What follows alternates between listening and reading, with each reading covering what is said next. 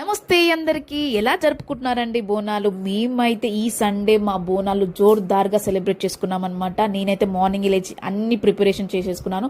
ఇక్కడ బోనం కూడా రెడీ చేసుకున్నాను. బోనం రెడీ అయిపోయిన తర్వాత ఇంకేముంటుంది, మనం రెడీ కావాలి. సో నేనైతే రెడీ అయిపోయాను అనమాట.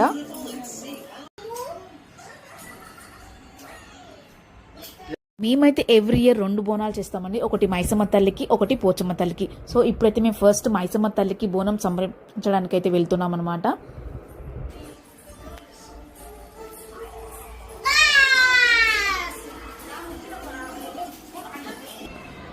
ఇంటి నుంచి బోనం వెళ్ళేటప్పుడే బోనంకి సాక పెట్టి మనమైతే బోనాన్ని ఎత్తుకొని వెళ్తామన్నమాట. సో మేమైతే ఇప్పుడు బోనం ఎత్తుకొని మైసమ్మ తల్లి గుడికి అయితే వెళ్తున్నాము.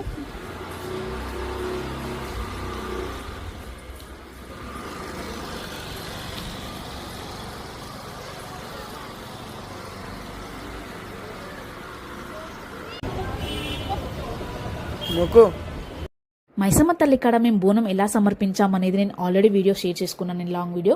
సో తర్వాత మేము ఇంటికి వచ్చేసి మళ్ళీ పోచమ్మ తల్లి కోసం బోనం ఎత్తుకొని ఇప్పుడైతే వెళ్తున్నాం అనమాట. పోచమ్మ తల్లి గుడి కొంచెం మా ఇంటి నుంచి చాలా దూరంగా ఉంటుంది.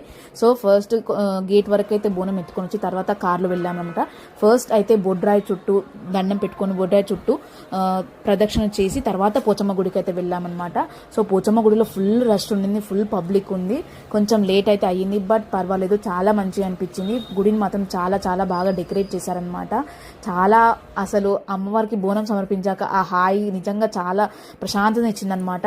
సో బోనం అయితే కంప్లీట్గా మంచిగా సమర్పించేశాము. సో ఈ వీడియో కూడా నేను ఆల్రెడీ షేర్ చేసుకున్నాను, నేను long video Pochamma Bonalu. So ఖచ్చితంగా వెళ్ళి చూసేయండి. సమర్పించేసి ఇంటికి అయితే వచ్చేసామన్నమాట. సో బోనాలు అయితే ప్రశాంతంగా అయిపోయాయండి. బోనము 2 బోనాలు మంచిగా సమర్పించేశాను. సో వంట కూడా ఆల్మోస్ట్ రెడీ అయిపోయింది. So chicken,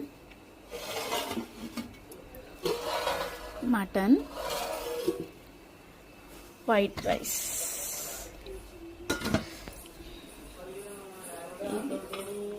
brain fry, bagara. ఇది బోనాలు స్పెషల్ లంచ్ అనమాట. ఇప్పుడు తినేసేయాలి లంచ్. ఆగలేక పొద్దు నుంచి ఏం తినలేదన్నమాట. బ్రేక్ఫాస్ట్ కూడా ఏం చేయలేదు, జస్ట్ ఫుడ్ తినేసేయాలి.